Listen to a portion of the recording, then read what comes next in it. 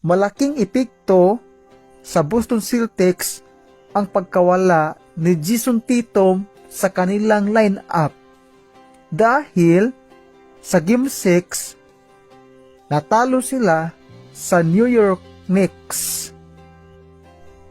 Kung kamakailan si Jason Tatum nagkaroon ng injury dahilan hindi siya nakalaro sa Game 6 at nayari na sila sa kamay ng New York Knicks, sa Boston Celtics fans, insiso na ang ating team.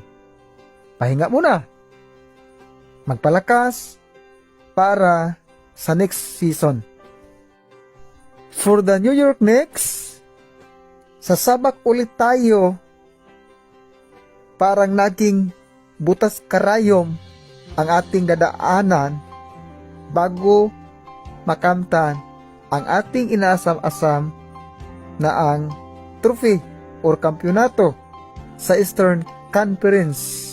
Alam naman natin ang Indiana Pacers.